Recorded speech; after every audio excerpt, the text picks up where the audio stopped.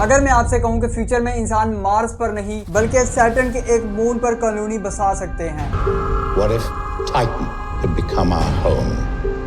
तो शायद आप कहोगे इम्पॉसिबल। लेकिन इंटरेस्टिंग बात यह है कि नासा का नेक्स्ट मेजर मिशन मार्स की तरफ नहीं बल्कि सैटर्न के एक मून टाइटन की तरफ जा रहा है। So we have on Titan opportunity to observe the processes that were present on early Earth. Titan एक ऐसी जगह जहां पर रिवर्स भी हैं, लेक्स भी हैं, बारिश भी होती है और उसका एटमॉस्फेयर भी है।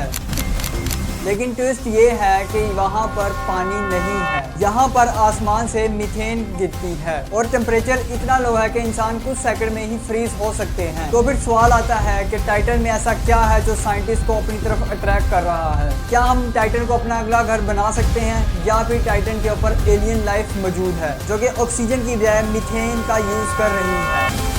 आज हम टाइटन के सीक्रेट्स को डिकोड करेंगे। सोलर सिस्टम में अब तक 200 से भी ज्यादा मून डिस्कवर हो चुके हैं, लेकिन टाइटन उन सब से अलग है। ये मून सैटर्न के अराउंड चक्कर लगाता है और ये हमारे मून से काफी बड़ा है, इतना बड़ा है कि इसका साइज मरकरी के साइज से इक्वल है। लेकिन इसके साइज से भी ज्यादा इंपॉर्टेंट है इसका एटमॉस्फेयर। नॉर्मली हम मून पर देखते हैं कि उनमें एटमॉस्फेयर नहीं होता।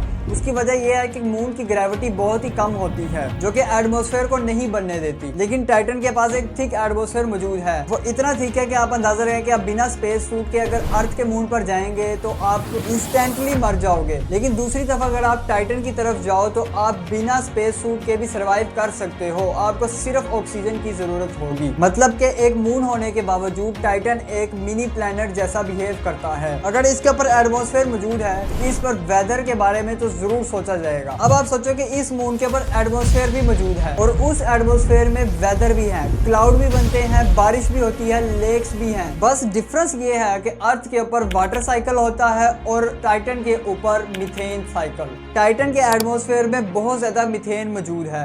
वो मीथेन इवेपोरेट होती है, उससे क्लाउड बनते हैं, फिर बारिश होती है और उस बारिश से लेक्स भरती हैं। मतलब कि हम लोगों को टाइटन तो अर्थ का एक फ्रोजन वर्जन लगता है, क्योंकि यहाँ पर नॉर्मली टेम्परेचर 179 डिग्री सेल्सियस तक होता है। अब टेम्परेचर टाइटन के ऊपर इतना गिरा है कि यहाँ पे लिक्विड स्टेट में वाटर तो मौजूद हो नहीं सकता। वो आइस बनकर रॉक की तरह टाइटन के ऊपर पड़ा हुआ है और लिक्विड मीथेन बन जाती है। और दूसरी तरफ आप जानते हो कि मीथेन का फ्रीजिंग पॉइंट -182 डिग्री सेल्सियस तक है। तो मीथेन तो फ्रीज नहीं होती, वो लिक्विड फॉर्म में ही रहती है। जो वाटर ने काम करना था वो मीथेन कर रही है। इसी वजह से टाइटन में जितनी भी लेक्स रिवर्स मौजूद हैं वो मीथेन की हैं और उस पे मीथेन ही की बारिश होती है। अब हम बात करते हैं कि टाइटन को हमने समझा कैसे। टाइटन को पहली दफा 1655 में क्रिश्चियन ह्यूगन ने ऑब्जर्व किया, लेकिन इस टाइम पीरियड के अंदर टेलीस्कोप बहुत ही वीक और लिमिटेड थे, तो उनको सिर्फ एक टाइनी सा ऑब्जेक्ट ही नजर आया। लेकिन इस मून की रियल इंफॉर्मेशन हमें 20 सेंचुरीज के अंदर मिली। 1979 में वॉयेजर 1 टाइटन के मून के पास से गुजरा। उसने कंफर्म किया कि टाइटन एक ऑरेंज हेज से कवर्ड है और उस वजह से उसका सरफेस बिल्कुल भी नजर नहीं आ रहा था। और यहाँ पर साइंटिस्ट के अंदर क्यूरियोसिटी भर गई। उन लोगों को लगने लगा कि हम लोगों को हमारे सोलर सिस्टम में ही एलियन लाइफ मिल गई। फिर आता है हिस्टोरिक मिशन कैसिनी हाइजन। ये मिशन 1997 में लॉन्च हुआ और 2004 के अंदर सैटर्न के सिस्टम में पहुंच गया। 3, 2, 1 and liftoff of the Cassini spacecraft on a billion-mile trek to Saturn. इस मिशन ने टाइटन की डिटेल स्टडी की। इस मिशन का जो नाम है वो दो बड़े एस्ट्रोनॉमर्स से लिया गया। एक थे इटालियन फ्रेंच गियोवानी कैसिनी, जिन्होंने सैटर्न के मून्स के रिंग्स की स्टडी की, और दूसरे थे डच एस्ट्रोनॉमर क्रिश्चियन हाइजन, वही एस्ट्रोनॉमर जिन्होंने पहली दफा इस मून को ऑब्जर्व किया। इन दोनों एस्ट्रोनॉमर्स के नाम पर रखा हुआ ये स्पेसक्राफ्ट 2005 में ये प्रोब टाइटन के एटमॉस्फेयर तक पहुंच गया और ये इस टाइम ह्यूमन हिस्ट्री का सबसे स्पेशल मोमेंट था और सब लोग नजरें गिराए बैठे थे। एक तो सबसे पहला प्रोब था जो कि किसी मून के ऊपर फिजिकली लैंड करेगा, और दूसरा कि उसके लैंड करने के बाद उसकी स्टडीज क्या हमें ये बताएंगी कि इसके ऊपर एलियन मौजूद थे कि नहीं। जैसे जैसे ये प्रोब उसके एटमॉस्फेयर में एंटर करता गया और नीचे उतरता गया तो उसने टाइटन की तस्वीरें खींचकर अर्थ की तरफ भेजना शुरू कर दी। उन इमेजेस के अंदर हमने साफ वैली, स्मूथ स्टोन्स और चैनल्स को देखा, जिससे हमें पता लगा कि सरफेस के ऊपर कभी तो लिक्विड फ्लो हुआ था। और जब ये प्रोब लैंड हुआ तो पता लगा कि ये जिस जगह लैंड हुआ है वो जगह पे कीचड़ है। लेकिन उस प्रोब ने जब उसकी स्टडी की तो पता लगा कि ये मड पानी का नहीं है, ये हाइड्रोजन मटेरियल और आइसी पार्टिकल का मिक्सचर था। अगर मैं आपको सिंपल अल्फाज में समझाऊं तो इससे पता लगा कि टाइटन एक डेड मून नहीं है। और उसके बाद कैसिनी ने रडार्स का यूज करना शुरू कर दिया, क्योंकि वहां पर हर तरफ फॉग इतनी ज्यादा थी कि नॉर्मल कैमरा कुछ भी नहीं देख पा रहा था। उन लोगों ने आगे देखने के लिए रडार की हेल्प ली और उस रडार का रिजल्ट आने के बाद सब शॉक हो गए। उस मून के ऊपर समुंदर मौजूद था।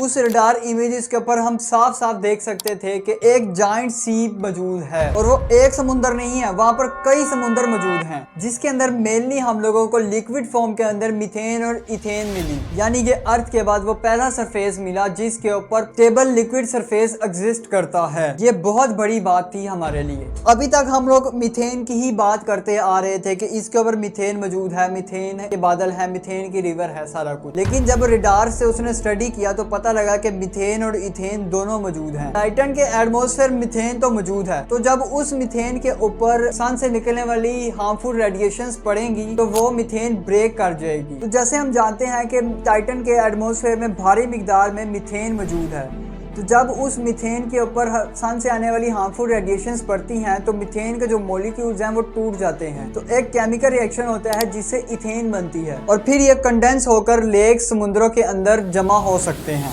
ये सारी बात तो हमने कर ली और अब सबसे मेन बात करते हैं, क्या टाइटन पर एलियन लाइफ्स है? इसका स्ट्रेट और वन लाइन आंसर ये है कि अभी तक कोई प्रूफ नहीं मिला। जैसे मैंने स्टार्ट में आपसे बात की थी कि साइंटिस्ट क्यों इतना इंटरेस्टेड हैं इस टाइटन के ऊपर, उसकी वजह है टाइटन के एटमॉस्फेयर में मौजूद केमिकल्स। नाइट्रोजन, मीथेन और सनलाइट से रिएक्शन से कॉम्प्लेक्स ऑर्गेनिज्म मॉलिक्यूल्स बन रहे हैं, जो कि बहुत बड़ी वजह बनती है साइंटिस्ट को अट्रैक्ट करने की। अब ऑर्गेनिक मॉलिक्यूल्स का ये मतलब नहीं है कि वहां पे लाइफ मौजूद है। ऑर्गेनिक मॉलिक्यूल्स और भी से बन सकते हैं, लेकिन वो उसको लाइफ के एक बिल्डिंग ब्लॉक्स की तरह सोचते हैं। और कैसिनी स्पेसक्राफ्ट के ग्रेविटी के डाटा ने हमें हिंट दिया कि इसके जो आइस क्रस्ट है उसके नीचे लिक्विड वाटर मौजूद हो सकता है। अगर उस आइस क्रस्ट के नीचे वाटर मौजूद है और इस तरह की केमिस्ट्री भी है तो माइक्रोबायल लाइफ की पॉसिबिलिटीज थ्योरेटिकली एग्जिस्ट कर सकती हैं। थ्योरेटिकली ये कहा जाता है कि टाइटन एक जाइंट लाइब्रेरी है जहां पर लाइफ स्टार्ट होने के सारे एलिमेंट्स मौजूद हैं। कई मूवीज इस टाइटन मून के ऊपर बनी है कि हम लोग इस मून के ऊपर जा रहे हैं और अपनी कॉलोनीज बना रहे हैं। तो सवाल आता है कि सच में भी हम लोग इस टाइटन मून के ऊपर रह सकते हैं? उसका जवाब देने से पहले हम बात कर लेते हैं इसके एडवांटेजेस क्या हैं, कि अगर हम टाइटन मून के ऊपर होते तो क्या होता हमारे। तो सबसे पहले जो टाइटन का एटमॉस्फेयर है वही हमें हार्मफुल रेडिएशन से बचाता है, और अगर हम मार्स से कंपेयर करें तो वो मार्स से ज्यादा अच्छे से हमें प्रोटेक्ट कर सकता है। और उसके ऊपर ग्रेविटी भी लो मौजूद है, जिसकी वजह से उसके ऊपर चलना फिरना भी हमारे लिए बहुत ईजी होगा। और उसके ऊपर मौजूद डेंस एयर की वजह से हमारी जो फ्लाइंग मशीन्स और रोबोट्स होंगे उनको उड़ने में आसानी होगी, वो बल्कि एफिशिएंट तरीके से उड़ सकेंगे। एडवांटेजेस के बाद इसके हम डिसएडवांटेजेस की भी बात करते हैं। वो इसके एडवांटेजेस से बहुत ज्यादा डेंजरस है। सबसे पहले तो इसमें ऑक्सीजन नहीं है, फिर एक्सट्रीमली कोल्ड है और किसी भी किस्म का खाना, फूड, प्लांट्स कुछ भी मौजूद नहीं है। और इसके सरफेस पे 1% भी लिक्विड वाटर मौजूद नहीं। अगर हम इस पे कॉलोनी की पॉसिबिलिटीज की बात करें तो फ्यूचर टेक्नोलॉजीज को यूज करते हुए हम कर तो सकते हैं, लेकिन बहुत ही मुश्किल होगा और कॉस्ट एफिशिएंट तो बिल्कुल भी नहीं होगा, बहुत खर्चा होगा। और ये सारा डाटा कलेक्ट करने के बाद नासा का जो नेक्स्ट प्लान है वो ये है कि वो टाइटन की तरफ एक और मिशन को भेज रहे हैं, dragon fly. 2034, a NASA mission called Dragonfly will arrive at Titan and study its chemical makeup. Dragonfly is a rotorcraft designed to visit multiple sites across the moon's varied terrain. ये कोई rover नहीं होगा, ये कोई एक flying drone होगा जो कि उसके एटमॉस्फेयर में सिर्फ उड़ेगा। तो ड्रोन को ही चुना गया, उसकी वजह यह है कि टाइटन का जो एटमॉस्फेयर, जैसे मैंने बताया कि वो उसकी एयर बहुत ज्यादा डेंस है और उसके ऊपर लो ग्रेविटी मौजूद है, तो किसी भी ऑब्जेक्ट का फ्लाई करना बहुत ही आसान होगा उसके मुकाबले में कि उसको हम लोग जमीन पर उतारें। और फ्लाई जब करेगा तो वो पूरे मून के इर्द गिर्द भी घूमता रहेगा, उससे हम ज्यादा डाटा भी कलेक्ट कर सकते हैं। और ये जो ड्रैगन फ्लाई है ये अलग अलग जगह पे जाकर सैंपल्स भी कलेक्ट करेगा और उनको टेस्ट करने के बाद बताएगा कि टाइटन के ऊपर एडवांस्ड केमिस्ट्री मौजूद है कि नहीं, जिससे हमें प्रीबायोटिक कंडीशंस की पॉसिबिलिटीज का भी पता लग जाएगा। अगर इस मिशन ने कोई भी मेजर डिस्कवरीज हमें दे दी तो टाइटन फ्यूचर एक्सप्लोरेशन का नंबर 1 कैंडिडेट बन सकता है। टाइटन सिर्फ एक मून नहीं है, ये हमें बताता है कि यूनिवर्स कितना क्रिएटिव हो सकता है। सेम टू सेम अर्थ जैसा सिस्टम लेकिन कंप्लीटली डिफरेंट केमिकल्स के साथ। बारिश होती है लेकिन पानी की नहीं, समुंदर है लेकिन वो फ्यूल्स के हैं, एटमॉस्फेयर है लेकिन वो ब्रीथेबल नहीं है, और इसीलिए शायद टाइटन हमारे लिए इम्पोर्टेंट है। टाइटन को स्टडी करना, ये समझना, सिर्फ एक मून को स्टडी करना ये समझना नहीं है, बल्कि ये समझना है कि इन केमिकल्स के ऊपर, इन कंडीशंस के ऊपर कोई भी लाइफ दूसरी सर्वाइव कर सकती है कि नहीं, या फिर अब तक हमेशा की तरह यही होगा कि हम लोग अपने आप को यूनिवर्स में अकेला ही पाएंगे। इससे पहले हमारे सोलर सिस्टम के एक और मून जो कि जुपिटर का मून है, यूरोपा, उसके ऊपर भी मैंने केस स्टडी की और उस मून के ऊपर 3 से 4 मिशंस कंटिन्यूसली भेजे गए। काफी ज्यादा डिस्कवरीज हमें मिली। आप वो भी जाके देख सकते हो। आप इसके बारे में क्या सोचते हो कि लाइफ मौजूद हो सकती है कि नहीं? मुझे इसके बारे में जरूर बताओ। और जो फ्यूचर की कॉलोनीज है वो मार्स पर बनेगी कि टाइटन पे? आपका इसके बारे में क्या ख्याल है?